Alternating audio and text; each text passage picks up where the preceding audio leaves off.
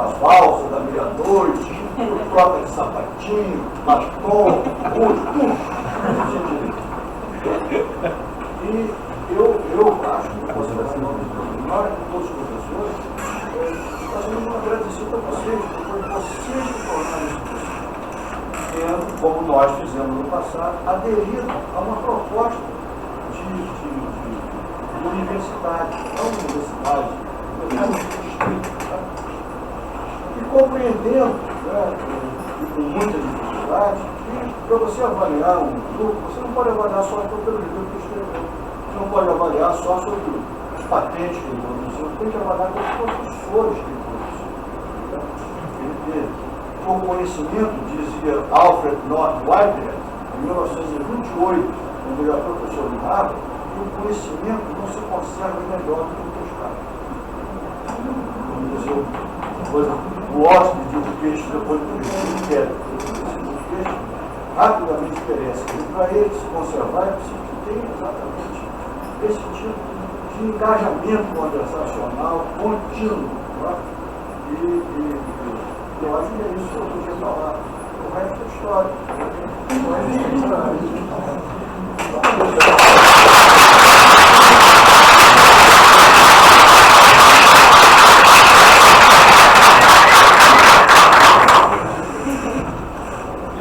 Quero ler. Eu queria fazer uma observação. Eu também peguei o professor uma cópia. Primeiro processo de pós-graduação que nós fizemos, eu era muito forte com essa parte, que era um projeto da área de antropologia de 1975, que era um financiamento para a IBM, lembra disso? Então, o reitor tinha um financiamento da IBM era computador de computador, então era financiamento foi um programa de graduação no sentido lato senso, não de especialização. Então, eu trouxe categorias que está falando isso aqui e o departamento. E sobre o ensino de graduação, só para eu guardo alguns trabalhos de graduação. O Cássio Faria guardou durante anos trabalho da professora Joana e inclusive um encapado de cinza, curso dele, eu sabia quem era, assim, e eu não sabia quem era ela, depende do que a gente dizia, né? Não sabem você, não. Então, eu guardo o trabalho da primeiro curso optativo que eu dei na UFBA em 1976, que foi entregue, eu já estava fora, no dia 2 de dezembro de 1976, para crente. Ele ficou. Então ele passou para mim, eu dei a nota e ele encaminhou. Então é um trabalho sobre um estudo de caso, talvez essa pequena. E vou botar na página do programa, para vocês terem uma ideia qual era a qualidade do ensino de graduação que nós recebemos e nós temos. E isso aqui é um paper e eu vou dizer para você, é difícil encontrar de alunos de doutorado que eu ia falar.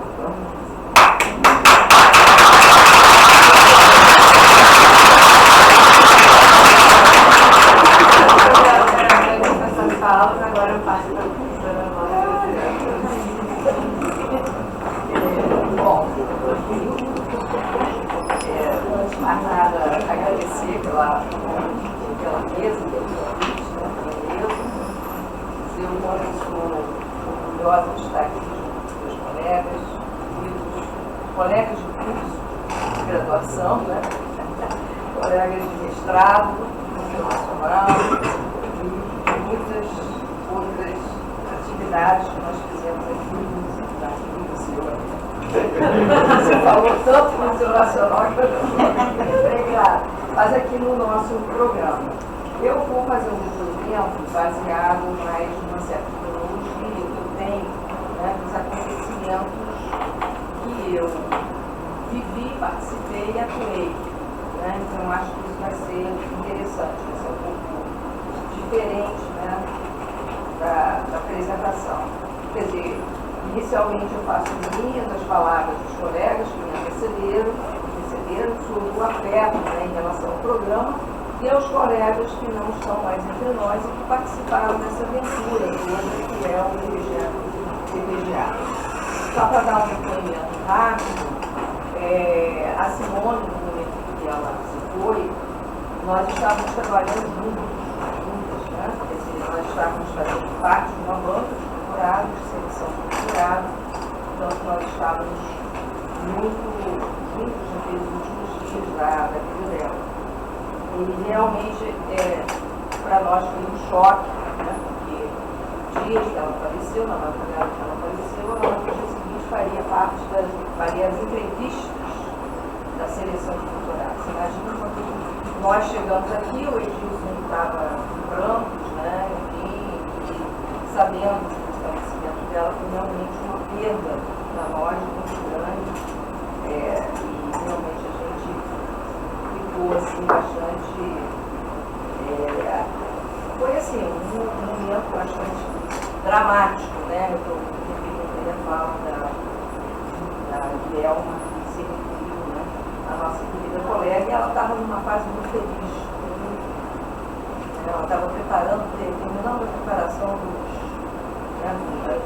livro dela, ia comemorar o aniversário dela, queria fazer uma grande festa.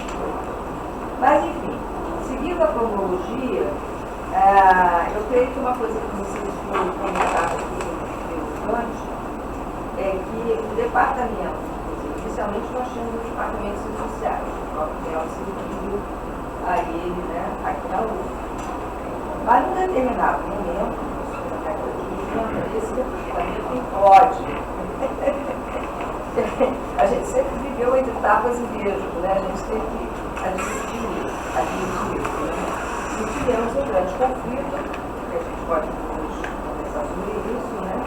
E que nós tivemos a ousadia de criar um departamento de tecnologia.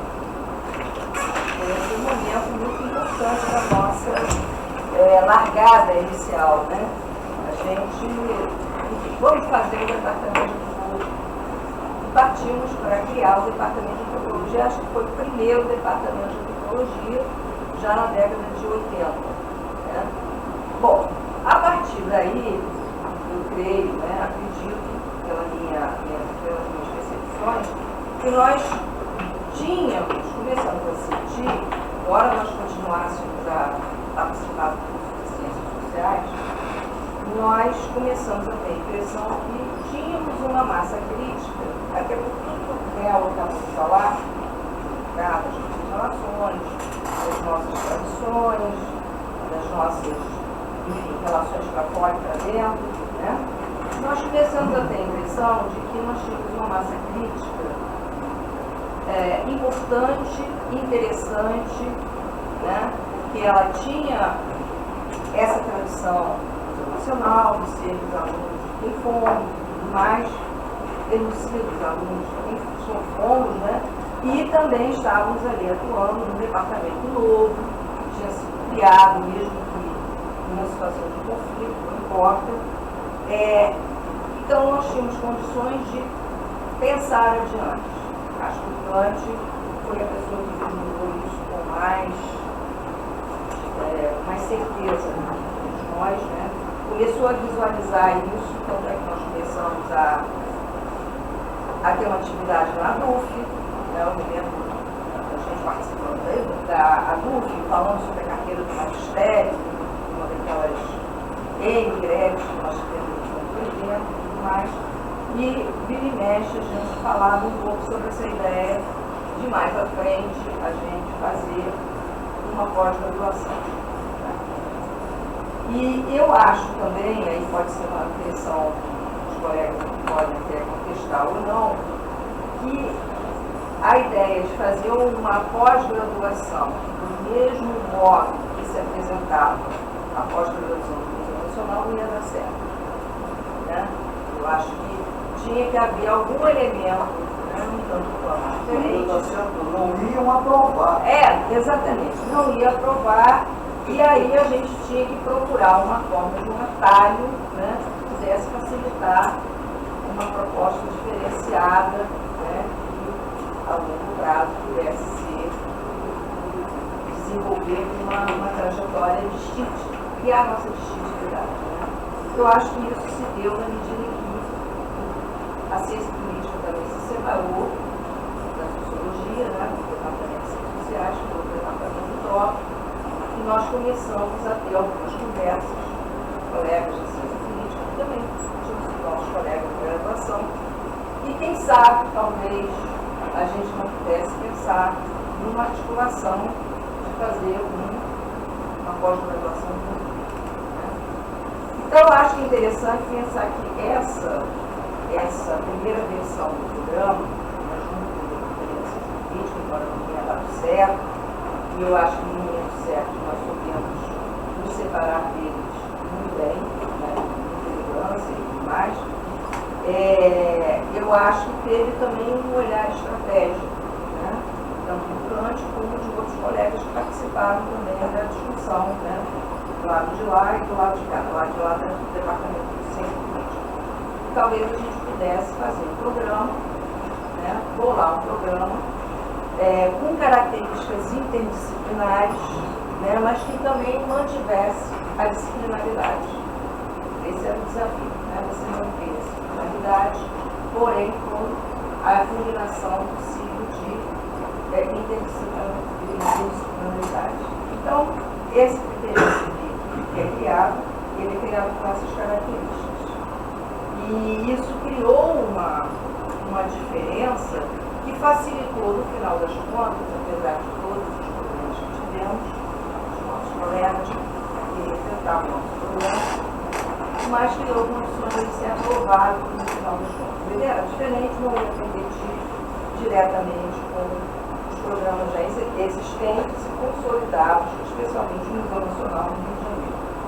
Então, eu acho que isso facilitou algumas estratégias que nós criamos no primeiro momento. E com isso nós pudemos, por exemplo, inovar em nossa proposta curricular. Eu acho que a proposta que conciliasse a identidade e mantivesse as áreas conexas. Bom, o que acontece? Esse programa foi criado em 1994. Ele foi sendo gestado, foi aprovado e começou a funcionar em 1994. Eu, nessa época, eu estava fazendo doutorado na USP, em São Paulo, não podia, evidentemente, participar de nada, no sentido oficial, mas eu acompanhava sempre que podia as discussões todas do departamento. E foi nesse contexto que, já em 1998, já tendo defendido a minha tese de doutorado, eu fui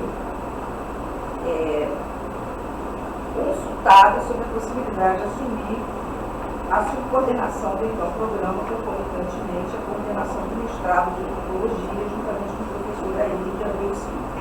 Ou seja, o professor Kant de Lima, que tinha sido o primeiro coordenador do programa pós-graduação em antropologia e ciência política, ele se afastava, entrava o Aílio de Abreu Silva como coordenador desse programa e eu entrava como subcoordenadora e coordenadora do mestrado em antropologia. E conforme o regimento interno do programa, então, o professor Aílio Abreu Filho, ele substituiu o Roberto Kant de Lima. E aí, por tal, de 1998, início de 1990, até 2000, eu fui coordenadora do programa, coordenadora do mestrado de antropologia até 2000. E foi assim, em 99, que eu enfrentei o meu primeiro desafio, ou seja, nós enfrentamos o nosso primeiro desafio, que foi o preenchimento do formulário da CACAPES do programa, né? Do programa como tal, mas que tinham duas avaliações, avaliação na área de ciência política e avaliação na área de antropologia. E na medida do possível, A gente, quando começou a funcionar, a nossa nota era mínima, nota 3. Na medida do possível, o nosso objetivo, dado a primeira avaliação, ou era alcançar algo que seria mais difícil, a nota 4, ou manter a nota 3. E embora não tivéssemos a ilusão de receber de imediato a nota máxima, né, a aplicação para a nota 4, para achar que ia ser difícil, nós acreditávamos que os preenchimentos desses relatórios fossem corretos e que não teríamos exigência nenhuma, mas enfim, a gente estava esperando uma boa avaliação. Mas quando nós recebemos a avaliação da casa, eu acho que nós verificamos que nossas entidades não tinham recebido uma representação positiva.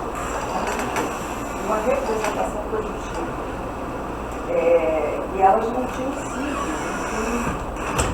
devido à invisibilidade para os avaliadores que se mostraram pouco sensíveis à lógica do nosso programa. Nós tivemos um programa de avaliação que a gente não pode esquecer. Acho que esse foi o primeiro desafio que nós tivemos. Porque nós ganhamos, tivemos autorização para o programa, mas tivemos uma avaliação que foi complicada. E aí foi realmente um momento crítico, né? Então nós acreditávamos que era um programa inovador, que havia sido percebido pelos nossos avaliadores como problemático. A questão do preconceito, né, disciplinar. Que é uma coisa muito importante, né? Sempre avaliava que era um preconceito em relação a isso. Então esse episódio foi fundamental para entendermos definitivamente o contexto institucional e político com o qual teríamos de conviver dali para frente. A avaliação da CAPES, etc., essa política de você prestar, saber, fornecer os dados que, de acordo com o que eles acham, né? Ou então a gente teria que você tem que pensar numa coisa mais convencional, que não era o caso. A gente não tinha condições de fazer um programa ainda convencional, como é hoje. Eles vão fazer um programa de pós-graduação em antropologia. Ponto. Né? Então, digamos assim, então a gente tinha que entender essa situação, e essa situação foi muito complicada, porque, segundo as observações que a gente recebeu, eles falavam de uma série de coisas que nós não tínhamos, né?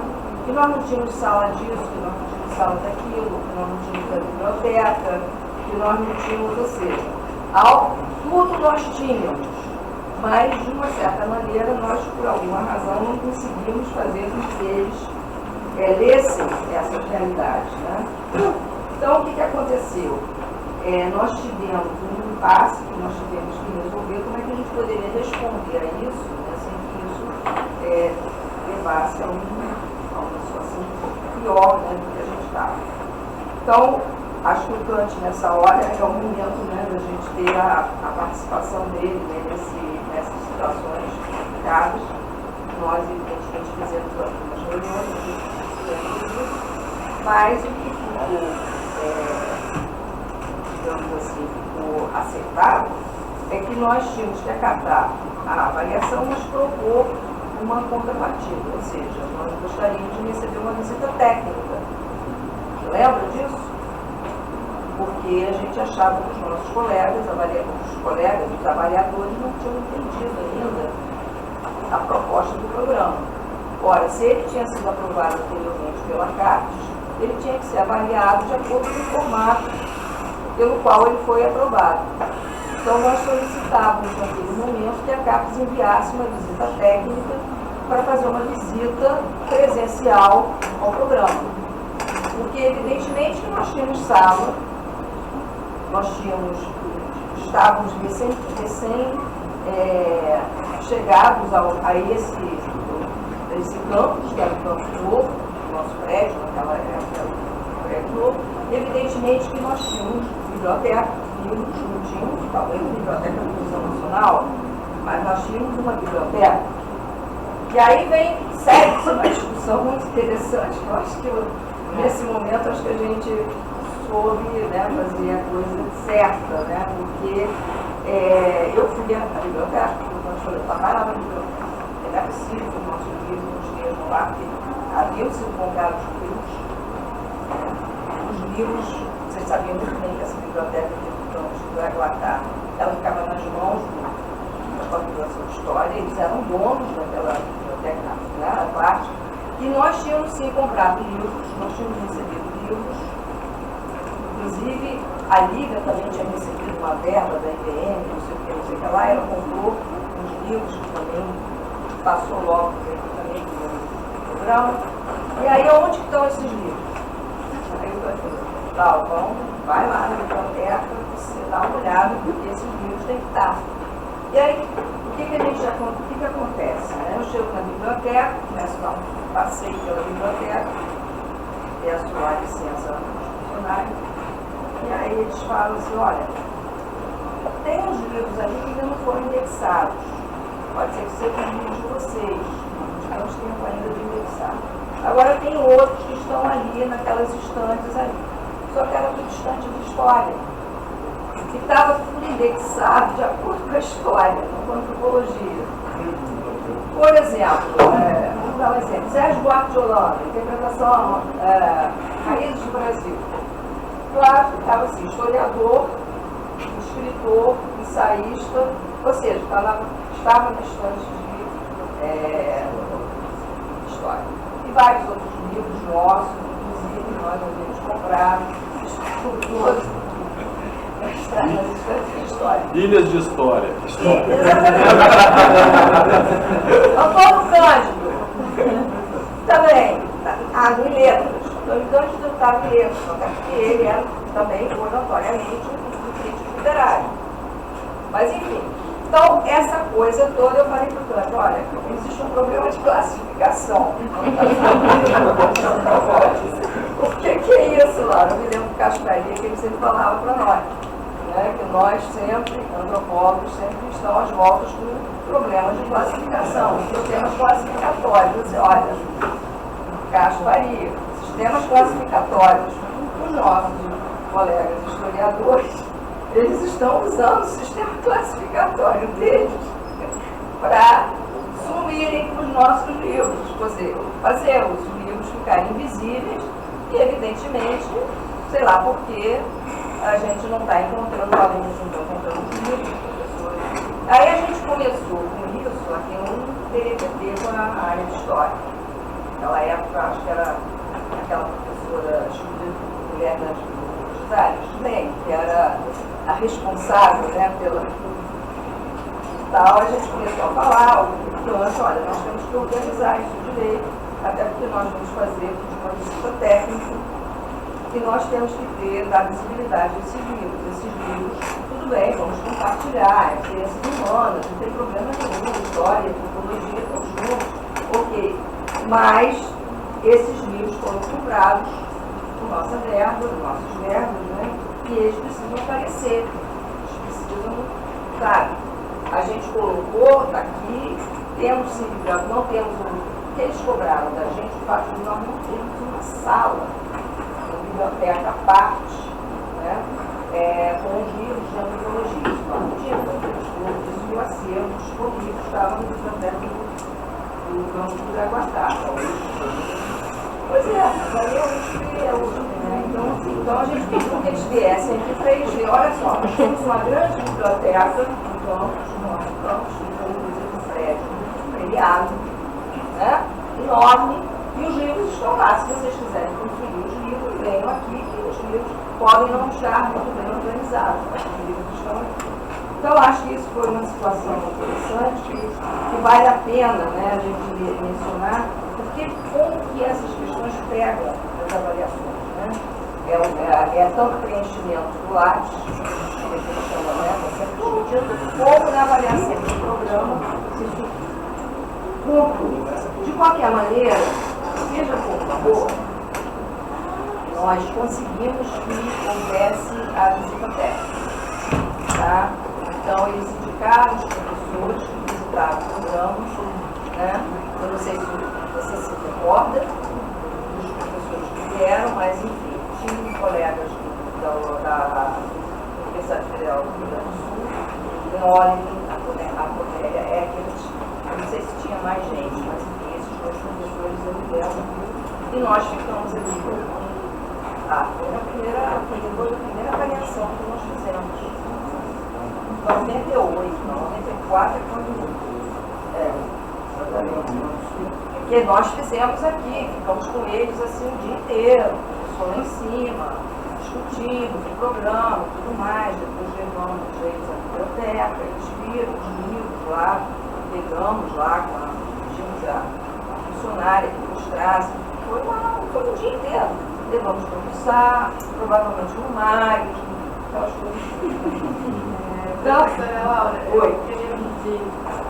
Deixa eu então terminar aqui. Então, essa foi uma questão importante e, com relação à política, que foi um outro momento importante que nós criamos, foi o seguinte: de fato, eu acho que nessa questão da avaliação era fundamental que nós mostrássemos a nossa disposição de comunicação.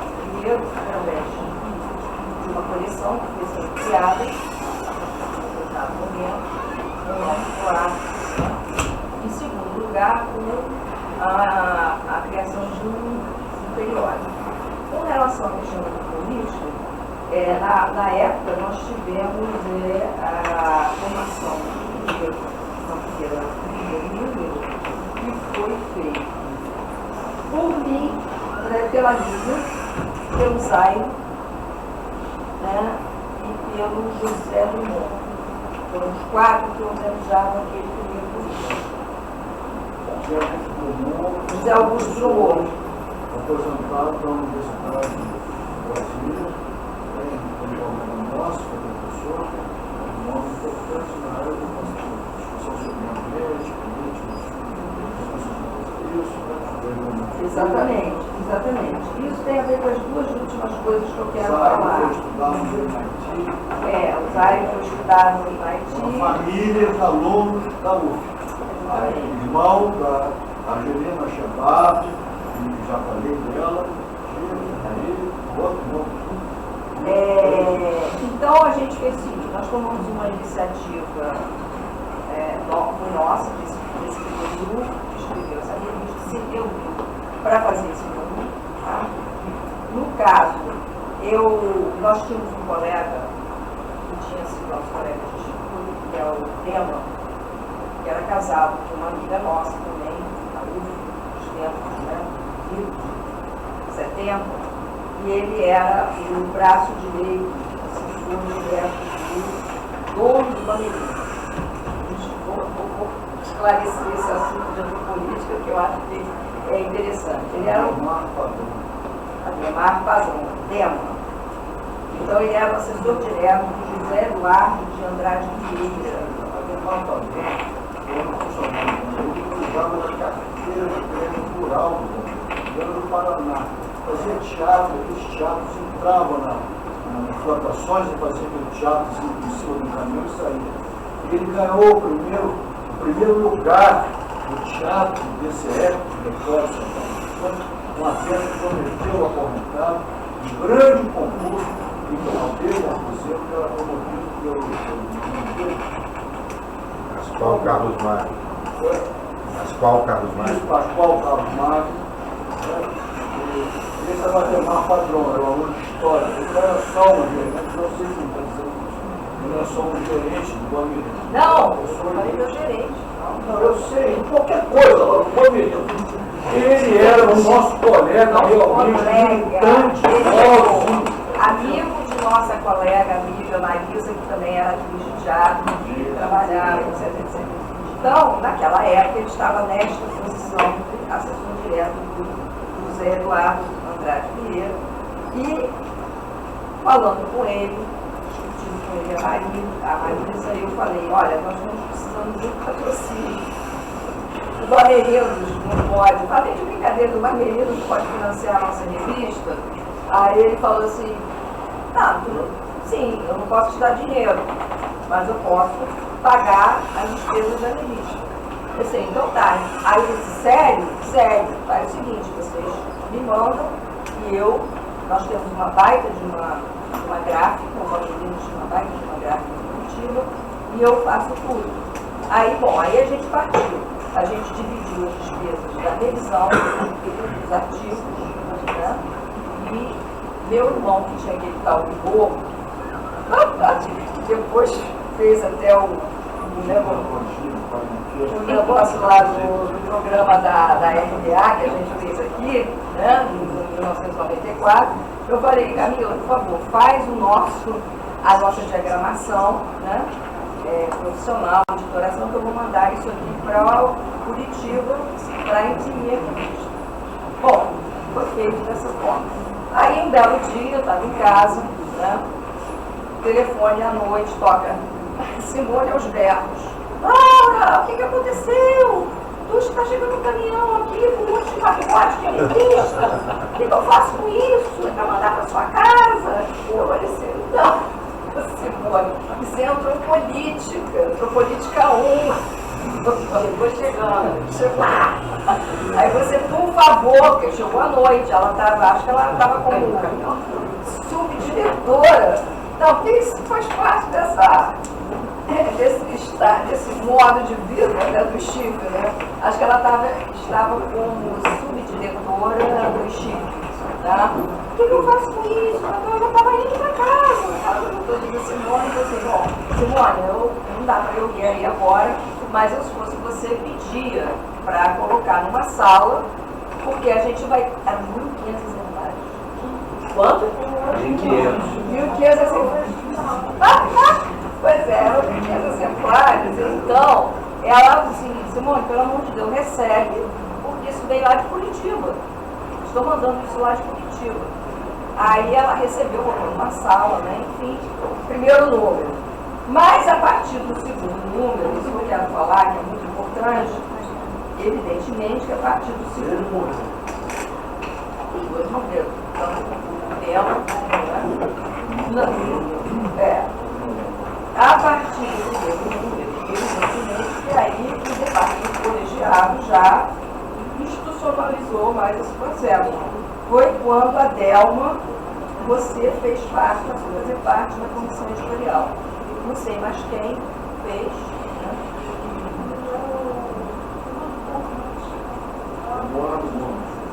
Eduardo Gomes, acho que vocês fizeram parte aí.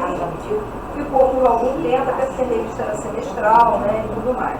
Professora Laura, se interromper. Mas eu queria falar daí, eu preciso falar dele.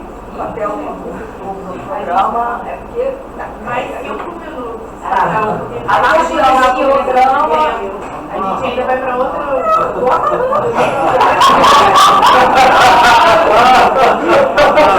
Aí o programa é muito importante pelo seguinte. Quer dizer, você tem a revista e você tinha a coleção, que também era uma outra questão. Eu sei que nesse meio tempo eu fui para o pós-doutorado e tudo mais, e quando cheguei, aí havia um novo reitor e a prova estava na porta do professor Sidney Marcos, que justamente era uma pessoa que estava afinado com digamos assim, com as boas intenções de levar o nosso programa, né, contribuir para o nosso programa. E aí eu acabei sendo convidada para ser diretora da EBUF, mas evidentemente que havia uma discussão implícita, que era no sentido de promover a EBUF realmente a desempenhar sua função como uma biblioteca, uma editora universitária. Ou seja, e nisso não era só os nossos interesses particulares. A gente queria fazer isso também com outras revistas que não estavam sendo assistidas pela editora e outras coleções de livros e publicações de livros que não estavam sendo assistidos pela editora. Então a minha função da EBUF foi muito nesse sentido de disciplinar um pouco a questão da editora, que era uma editora que ficava publicando livros de conto, poesia e tal, num momento crítico da universidade, que nós tínhamos pós-graduações importantes que estavam surgindo e que precisavam publicar para justamente poder ser avaliadas de uma maneira satisfatória. E a nossa coleção estava empatada naquele momento, porque realmente a gente não tinha condições. Ou a gente pagava a revista, ou a gente parou de circular, que o nosso era mínimo, né? A gente ainda estava com nota 3, depois que a gente passou para nota 4, e ficamos muito tempo na nota 4. Já terminando, só para falar isso, quer dizer, então é isso praticamente, esses desafios todos que eu tive, né, que eu pude ajudar o programa, eu acho que contribuí nesse sentido, e além das linhas de pesquisa que vocês mencionaram aí no início, que foram importantes para o programa também, que também deram visibilidade ao programa, e que é uma pena que a gente até depois não pode agora conversar mais sobre isso, mas eu sei muito legal.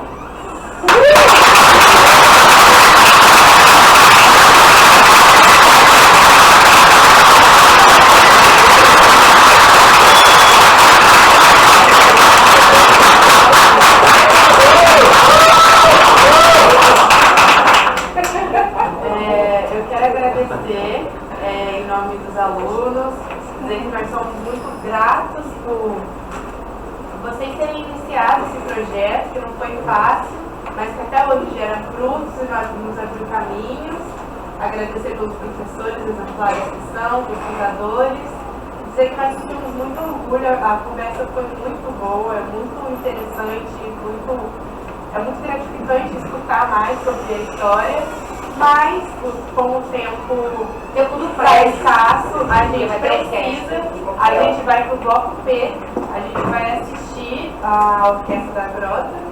Então a gente precisa caminhar até o bloco P. Nós não vamos ter a sessão de perguntas e comentários, mas eu quero agradecer em nome da mesa e delas que estão aqui. Vamos lá.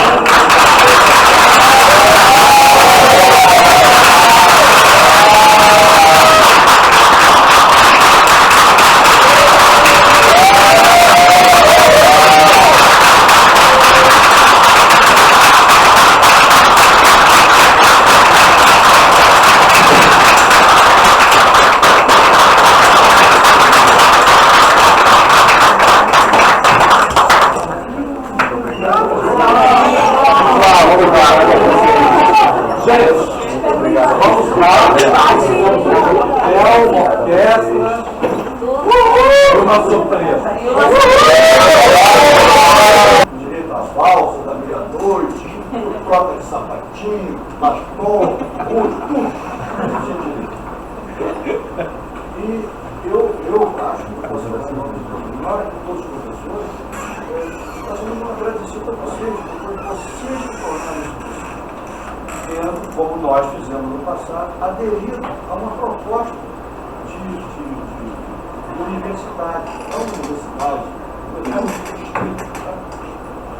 e compreendendo, com muita dificuldade, que para você avaliar um grupo, você não pode avaliar só pelo livro que escreveu, você não pode avaliar só sobre as patentes que ele produziu, tem que avaliar pelos professores que ele produziu. Ele com conhecimento, dizia Alfred North Whitehead, em 1928, quando ele era professor de Harvard, que o conhecimento não se conserva melhor do que o testado. O hóspede de um peixe, depois do peixe, quer o peixe, rapidamente perece. E para ele se conservar, é preciso que tenha exatamente esse tipo de engajamento conversacional contínuo. Tá? Eu acho que é isso que eu podia falar. O resto é história.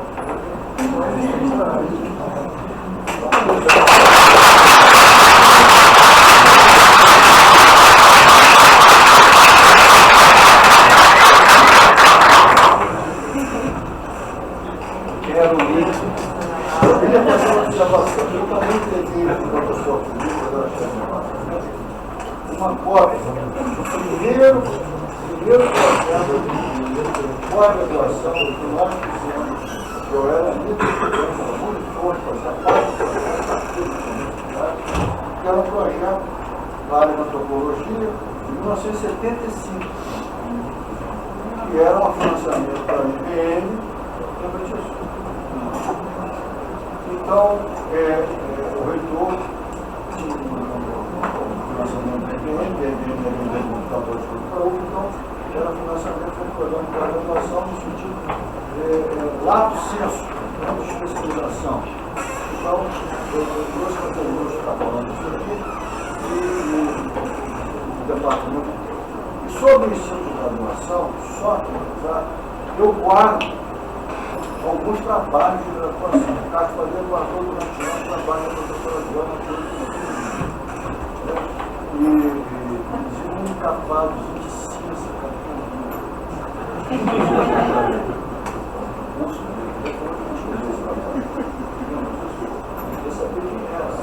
Que ela sabe ela depende do que ele dizia, né? Não sabem você, não.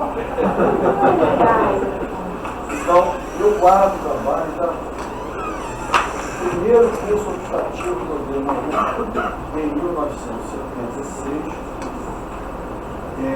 que foi entregue, eu já estava fora, no dia 2 de dezembro de 1976, para Cante. Ele ficou. Então ele passou para mim, eu dei a nota e ele encaminhou. Então é um trabalho sobre um estudo de caso, fazendo essa pequena. E botar na página do programa, para vocês terem uma ideia qual era a qualidade do ensino de graduação que nós recebemos e nós temos. E isso aqui é um paper e eu vou dizer para você, é difícil encontrar de alunos de doutorado por essa.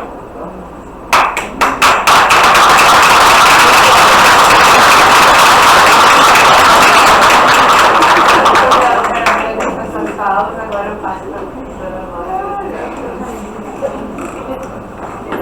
Bom, antes de mais nada, agradecer pela mesa, pelo convite, eu sou orgulhosa de estar aqui junto com meus colegas, e colegas de curso de graduação, né? Colegas de mestrado internacional e muitas outras atividades que nós fizemos aqui. Você falou tanto no seu nacional que eu não lembrar. Mas aqui no nosso programa, eu vou fazer um depoimento baseado mais numa certa cronologia que eu tenho, né, dos acontecimentos que eu vivi, participei e atuei. Né? Então, acho que isso vai ser interessante, vai ser um pouco diferente, né, da apresentação. Quer dizer, inicialmente eu faço minhas as palavras dos colegas que me receberam sobre o afeto, né, em relação ao programa, e aos colegas que não estão mais entre nós e que participaram dessa aventura toda que é o EPGA. Só para dar um depoimento rápido, a Simone, no momento que ela se foi, nós estávamos trabalhando juntas, né? Quer dizer, nós estávamos fazendo parte de uma banca de doutorado, de seleção de doutorado, então nós estávamos muito juntos naqueles últimos dias da vida dela. E realmente, para nós foi um choque, né? Porque dias que ela faleceu, na madrugada que ela faleceu, ela no dia seguinte faria as entrevistas da seleção de doutorado. Você imagina quando nós chegamos aqui, o Edilson estava em Campos, né? Enfim, e sabendo do estabelecimento dela, foi realmente uma perda para nós muito grande. E realmente a gente ficou assim bastante. Foi assim, um momento bastante dramático, né? Eu repito a fala da Guilherme, que se referiu, né? A nossa querida colega, e ela estava numa fase muito feliz. Ela estava terminando a preparação do livro dela, ia comemorar o aniversário dela, ia fazer uma grande festa. Mas, enfim, seguindo a cronologia, eu creio que uma coisa que vocês foram comentar aqui antes é que o departamento, inicialmente nós tínhamos o departamento de ciências sociais, o próprio Nelson seguiu a ele, né, aqui na UF. Mas num determinado momento, na década de 90, esse departamento implode. A gente sempre viveu entre tapas e beijos, né? A gente tem que admitir isso, né? E tivemos um grande conflito, que a gente pode depois nós tivemos a ousadia de criar o departamento de psicologia. Foi um momento muito importante da nossa largada inicial, né? A gente, vamos fazer o departamento de psicologia. E partimos para criar o departamento de antropologia, acho que foi o primeiro departamento de antropologia, já na década de 80. Né?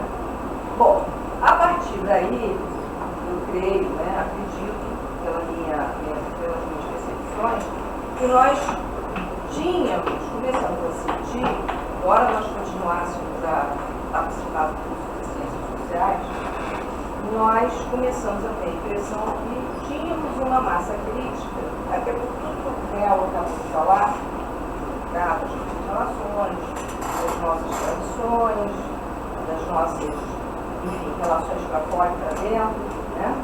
Nós começamos a ter a impressão de que nós tínhamos uma massa crítica importante, interessante, né? Que ela tinha essa tradição nacional de sermos alunos em fome, mas termos sido os alunos em fomos, né? E também estávamos ali atuando num departamento novo, que tinha sido criado, mesmo que em uma situação de conflito, não importa. Então nós tínhamos condições de pensar adiante. Acho que o Kant foi a pessoa que vislumbrou isso com mais certeza de nós, né? Começou a visualizar isso, tanto é que nós começamos a ter uma atividade na DUF, né? Eu me lembro da gente participando da DUF, falando sobre a carreira do magistério, uma daquelas N greves que nós tivemos no evento e tudo mais. E vira e mexe a gente falava um pouco sobre essa ideia de mais à frente a gente fazer uma pós-graduação. Tá? E eu acho também, aí pode ser uma impressão, os colegas podem até contestar ou não, que a ideia de fazer uma pós-graduação do mesmo modo que se apresentava a pós-graduação do Museu Nacional não ia dar certo. Né? Eu acho que tinha que haver algum elemento, né, um tanto quanto diferente. Não iam aprovar. Exatamente, não ia aprovar, e aí a gente tinha que procurar uma forma de um atalho, né, que pudesse facilitar uma proposta diferenciada, né, que a longo prazo pudesse se desenvolver uma trajetória distinta, criar a nossa distintividade. Né? Eu acho que isso se deu na medida em que a ciência política também se separou da sociologia, né, do departamento de ciências sociais, do departamento do TROP, e nós começamos a ter algumas conversas com colegas de ciência política, que também tínhamos sido nossos colegas de graduação, e quem sabe, talvez, a gente não pudesse pensar numa articulação de fazer uma pós-graduação conjunta. Né? Então, eu acho interessante pensar que essa primeira versão do programa, nós junto com a ciência política, embora não tenha dado certo, e eu acho que no momento certo nós soubemos nos separar deles muito bem, né, com muita segurança e tudo mais. Eu acho que teve também um olhar estratégico, né, tanto do Kant como de outros colegas que participaram também da discussão, né, do lado de lá e do lado de cá, do lado de lá do Departamento de Ciência Política. Talvez a gente pudesse fazer um programa, né, bolar um programa com características interdisciplinares, né, mas que também mantivesse a disciplinaridade. Esse era o desafio, né, você manter a disciplinaridade, porém com a combinação possível de interdisciplinaridade. Então, esse critério que é criado, ele é criado com essas características. E isso criou uma diferença que facilitou, no final das contas, apesar de todos os problemas que tivemos, os nossos colegas que enfrentavam o nosso problema, mas criou condições de ser aprovado no final das contas. Ele era diferente, não ia competir diretamente com os programas já existentes e consolidados, especialmente no Museu Nacional do Rio de Janeiro. Então, eu acho que isso facilitou algumas estratégias que nós criamos no primeiro momento. E com isso nós pudemos, por exemplo, inovar em nossa proposta curricular. Nossa proposta de conciliar a identidade e mantivesse as áreas conexas. Bom, o que acontece? Esse programa foi criado em 1994. Foi sendo gestado, foi aprovado e começou a funcionar em 1994. Eu, nessa época, eu estava fazendo doutorado na USP, em São Paulo, não podia, evidentemente, participar de nada, no sentido oficial, mas eu acompanhava sempre que podia as discussões todas do departamento. E foi nesse contexto que, já em 1998, já tendo defendido a minha tese de doutorado, eu fui consultada sobre a possibilidade de assumir a subcoordenação do então programa, concomitantemente a coordenação do mestrado de antropologia, juntamente com o professor Aílio de Abreu Silva. Ou seja, o professor Cante de Lima, que tinha sido o primeiro coordenador do programa pós-graduação de antropologia e ciência política, ele se afastava, entrava o Aílio de Abreu Silva como coordenador desse programa e eu entrava como subcoordenadora e coordenadora do mestrado em antropologia.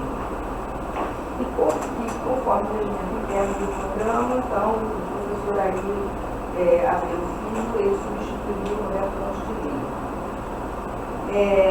E aí, como tal, de 1998, início de 1990, até 2000, eu fui coordenadora do programa, coordenador do mestrado de antropologia até 2000. E foi assim, em 99, que eu enfrentei meu primeiro desafio, ou seja, nós enfrentamos o nosso primeiro desafio, que foi o preenchimento do formulário da ANACAPES, do programa, do programa como tal, mas que tinham duas avaliações, avaliação na área de ciência política e avaliação na área de antropologia. E na medida do possível, a gente, quando começou a funcionar, a nossa nota era mínima, nota 3. Na medida do possível, o nosso objetivo, dado a primeira avaliação, ou era alcançar algo que seria mais difícil, a nota 4, ou manter a nota 3. E embora não tivéssemos a ilusão de recebermos de imediato a nota máxima, a aprovação da nota 4, que achava que ia ser difícil, nós acreditávamos que os preenchimentos desses relatórios fossem corretos e que não teríamos exigência nenhuma, mas que, enfim, a gente estava esperando uma boa avaliação. Mas quando nós recebemos a avaliação da casa, eu acho que nós verificamos que nossas entidades não tinham recebido uma representação positiva.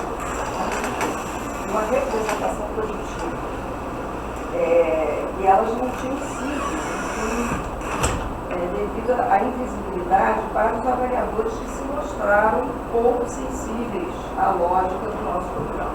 Nós tivemos um programa de avaliação que a gente não pode esquecer. Acho que esse foi o primeiro desafio que nós tivemos. Porque nós ganhamos, tivemos autorização para o programa, mas tivemos uma avaliação que foi complicada. E aí foi realmente um momento crítico. Então nós acreditávamos que era um programa inovador, que havia sido percebido pelos nossos avaliadores como problemático. A questão do preconceito disciplinar. Que é uma coisa muito grande, sempre avaliava que era um preconceito em relação a isso. Então, esse episódio fundamental vai entender definitivamente o contexto institucional e político o qual teríamos de conviver dali para frente. Ou seja, a avaliação da CAPES, etc., essa política de você prestar, saber, fornecer os dados de acordo com o que eles acham, ou então a gente teria que proceder e pensar numa coisa mais convencional, não era o caso. A gente não tinha condições de fazer um programa ainda convencional como é hoje. Eles não têm programas de pós-graduação em antropologia. Ponto. Né? Então, digamos assim, então a gente tinha que entender essa situação, e essa situação foi muito complicada, porque, segundo as observações que a gente recebeu no laboratório, eles falavam de uma série de coisas que nós não tínhamos, né? Que nós não tínhamos sala disso, que nós não tínhamos sala daquilo, que nós não tínhamos da biblioteca, que nós não tínhamos, ou seja, tudo nós tínhamos, mas de uma certa maneira nós, por alguma razão, não conseguimos fazer com que eles lessem essas realidades, né? Então, o que aconteceu? Nós tivemos um impasse que nós tivemos que resolver como é que a gente poderia responder a isso, né, sem que isso levasse a uma situação pior, né, do que a gente estava. Então, acho que o Kant, nessa hora, é o momento, né, da gente ter a participação dele, né, nessas situações complicadas. Nós, evidentemente, fizemos algumas reuniões, mas o que ficou, digamos assim, ficou acertado é que nós tínhamos que acatar a avaliação, mas propor uma contrapartida, ou seja, nós gostaríamos de receber uma visita técnica. Lembra disso? Porque a gente achava que os nossos colegas, os avaliadores, não tinham entendido ainda a proposta do programa. Ora, se ele tinha sido aprovado anteriormente pela CAPES, ele tinha que ser avaliado de acordo com o formato pelo qual ele foi aprovado. Então, nós solicitávamos naquele momento que a CAPES enviasse uma visita técnica para fazer uma visita presencial ao programa. Porque, evidentemente, que nós tínhamos sala, estávamos chegados a esse campus, que era o campus novo, o nosso prédio, naquela época, o prédio novo. Evidentemente que nós tínhamos biblioteca, não tínhamos talvez uma biblioteca do Museu Nacional, mas nós tínhamos uma biblioteca. E aí segue-se uma discussão muito interessante, que eu acho que nesse momento acho que a gente soube, né, fazer a coisa certa, né, porque eu fui à biblioteca, quando eu trabalhava na biblioteca, era possível que o nosso livro nos dias no ar, porque haviam sido comprados livros.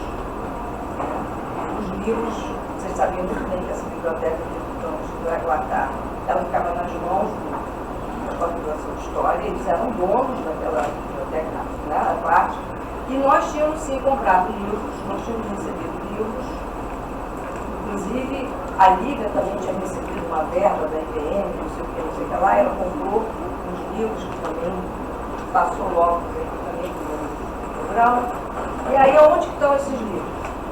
Aí eu falei, vai lá na biblioteca, você dá uma olhada, porque esses livros têm que estar. E aí, o que acontece? Eu chego na biblioteca, começo a dar um passeio pela biblioteca, peço lá a licença funcionária, e aí eles falam assim, olha, tem uns livros ali que ainda não foram indexados. Pode ser que sejam os livros de vocês, não temos tempo ainda de indexar. Agora tem outros que estão ali, naquelas estantes ali. Só que era tudo estante de história. E estava tudo indexado de acordo com a história, não com a antropologia. Por exemplo, vamos dar um exemplo, Sérgio Buarque de Holanda, interpretação Raízes do Brasil. Claro, estava assim, historiador, escritor, ensaísta, ou seja, estava na estante de história.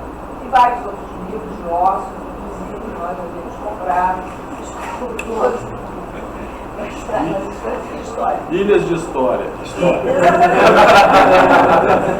Antônio Cândido, também, em letras. Antônio Cândido estava em letras, porque ele era, também foi notoriamente um crítico literário. Mas, enfim. Então, essa coisa toda, eu falei para o Cândido, olha, existe um problema de classificação.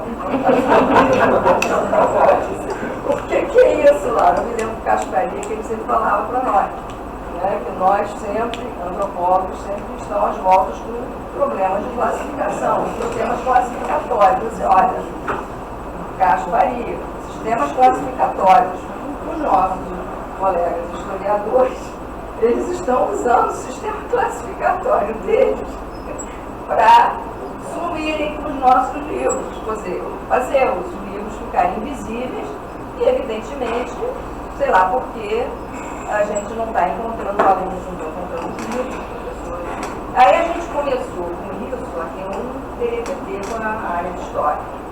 Naquela época, acho que era aquela professora mulher das áreas, que era a responsável, né, pela tal, a gente começou a falar, olha, nós temos que organizar isso direito, até porque nós vamos fazer uma visita técnica e nós temos que ter, dar visibilidade a esses livros. Esses livros, tudo bem, vamos compartilhar, é ciência humana, não tem problema nenhum, história, antropologia, estão juntos, ok. Mas esses livros foram comprados com nossa verba, nossos verbos, né? E eles precisam aparecer, eles precisam, sabe? A gente colocou, está aqui, temos sim, não temos o que eles cobraram da gente, o fato de nós não termos uma sala, uma biblioteca à parte, né? Com os livros de antropologia. Isso não tínhamos, todos os acervos disponíveis estavam na biblioteca do campo do Jaguatá. Pois é, mas aí é o né? Então a gente pediu que eles viessem aqui para eles verem, olha só, nós temos uma grande biblioteca no nosso campus, um prédio premiado, né? Enorme, e os livros estão lá. Se vocês quiserem conferir os livros, venham aqui, que os livros podem não estar muito bem organizados, mas os livros estão aqui. Então, acho que isso foi uma situação interessante, que vale a pena, né, a gente mencionar, porque como que essas questões pegam as avaliações, né? É tanto preenchimento do Lattes, que a gente chama, né, como na avaliação do programa, se isso conclui. De qualquer maneira, seja por favor, nós conseguimos que houvesse a visita técnica, tá? Então, eles indicaram os professores que visitaram o programa, né? Eu não sei se você se recorda dos professores que vieram, mas enfim, tinha colegas da Universidade Federal do Rio Grande do Sul, a Cornélia Eckert, eu não sei se tinha mais gente, mas enfim, esses dois professores vieram e nós ficamos ali. Foi depois da primeira avaliação que nós fizemos. 98, não, 94 é quando. Porque nós fizemos aqui, ficamos com eles assim o dia inteiro, só lá em cima, discutimos o programa e tudo mais, depois levamos eles à biblioteca, eles viram os livros lá, pegamos lá, pedimos a funcionária que mostrasse, foi o dia inteiro. Levamos para almoçar, provavelmente no mar, aquelas coisas. Professora Laura, Oi. eu queria pedir a senhora. Deixa eu então terminar aqui. Então, essa foi uma questão importante e, com relação à política, que foi um outro momento importante que nós criamos, foi o seguinte: de fato, eu acho que nessa questão da avaliação era fundamental que nós mostrássemos a nossa disposição de comunicação. Primeiro, através de uma coleção que foi sendo criada, no nosso lado. Em segundo lugar, com a criação de um periódico. Com relação à questão do político, na época nós tivemos a formação na primeira número que foi feito por mim, pela Lívia, pelo Zaino, né, e pelo José Drummond. Foram os 4 que organizavam aquele primeiro curso. José Augusto Drummond. Aposentado da Universidade de Brasília, como nosso professor, um nome importante na área da discussão sobre o ambiente, política, Exatamente. Isso tem a ver com as duas últimas coisas que eu quero falar. O Zaire foi estudar no MIT. Uma família de alunos da UF. Irmão da Angelina Shabab, já falei dela, aí, outro não. Então a gente fez o seguinte, nós tomamos uma iniciativa nossa, desse grupo que escreveu essa revista, se reuniu para fazer esse grupo. Tá? No caso, nós tínhamos um colega, que tinha sido nosso colega de instituto, que é o Tema, que era casado com uma amiga nossa também, a Lúcia, dos tempos, né? De 70, e ele era o braço direito, assessor direto do dono do Bandeirinha. Vou esclarecer esse assunto de antropolítica, que eu acho que é interessante. Ele era o Ademar Padrão, Tema. Então ele era o assessor direto do José Eduardo de Andrade Vieira. Ele cuidava da carteira do prêmio rural do Paraná. Fazia teatro, aqueles teatros entravam nas plantações e faziam aquele teatro em cima do caminhão e saía. E ele ganhou o primeiro lugar no teatro desse época, depois uma festa que prometeu acorrentar, um grande concurso, e o aldeia, inclusive, que era promovido pelo Pascoal Carlos Magno. Pascoal Carlos Magno. Pascoal Carlos Magno. Esse era o Ademar Padrão, era um aluno de história. Ele era só um gerente, não sei quem está dizendo isso. Ele era só um gerente do Bandeirinha. Não, eu falei meu gerente. Não, eu sei, qualquer coisa lá no Bandeirinha. Ele era o nosso colega, realmente, militante, amigo de nossa colega, amiga Marisa, que também era atriz de teatro, que trabalhava, etc, etc. Então, naquela época, ele estava nesta posição de assessor direto do José Eduardo Andrade Vieira, e falando com ele, discutindo com ele a Marisa, eu falei, olha, nós estamos precisando de um patrocínio. O Bandeirinhos não pode, falei de brincadeira, o Bandeirinhos pode financiar a nossa revista. Aí ele falou assim, sim, eu não posso te dar dinheiro, mas eu posso pagar as despesas da revista. Eu disse, então tá. Aí eu disse, sério, faz o seguinte, vocês me mandam e nós temos uma baita de uma gráfica, o Bandeirinhos tinha uma baita de uma gráfica executiva, e eu faço tudo. Aí a gente partiu. A gente dividiu as despesas da revisão dos artigos, né? E meu irmão, que tinha aquele tal rigor, depois fez até o negócio lá do programa da RDA, que a gente fez aqui, né, em 1994. Eu falei, Camila, por favor, faz a nossa diagramação, né? Profissional, de editoração, que eu vou mandar isso aqui para Curitiba para imprimir a revista. Bom, foi feito dessa forma. Aí um belo dia, eu estava em casa, né? Telefone à noite, toca Simone aos berros. Laura, o que aconteceu? Tu está chegando um caminhão aqui com um monte de pacote de revista. O que eu faço com isso? É para mandar para sua casa? Eu falei assim, não. Simone, isso é antropolítica 1. Chegou chegando. Aí você, por favor, porque chegou à noite, acho que ela estava como subdiretora. Não, porque isso faz parte desse modo de vida, né, do Chico, né? Acho que ela estava como subdiretora do Chico. Tá? O que eu faço com isso? Eu já estava indo para casa. Eu digo a Simone, eu disse, bom, Simone, não dá para eu ir aí agora, mas se fosse você pedia para colocar numa sala, porque a gente vai. Eram 1.500 exemplares. Quanto? 1.500 exemplares. Pois é, eram 1.500 exemplares. Então, ela disse assim, Simone, pelo amor de Deus, recebe, porque isso veio lá de Curitiba. Estou mandando isso lá de Curitiba. Aí ela recebeu uma sala, né? Enfim, primeiro número. Mas a partir do segundo número, isso eu quero falar, que é muito importante, evidentemente que a partir do segundo número, os dois números,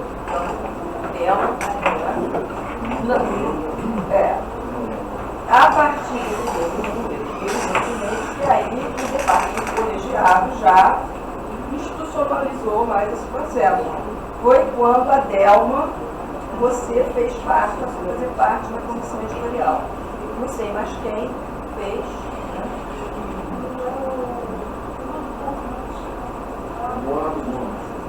Eduardo Gomes, acho que vocês fizeram parte aí.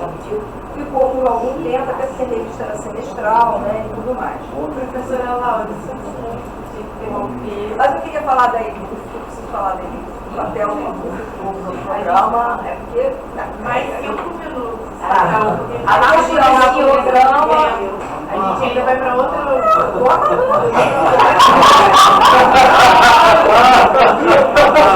Aí está o programa, aí os programas foi o seguinte, quer dizer, você tem a revista e você tinha a coleção, que também era uma outra questão.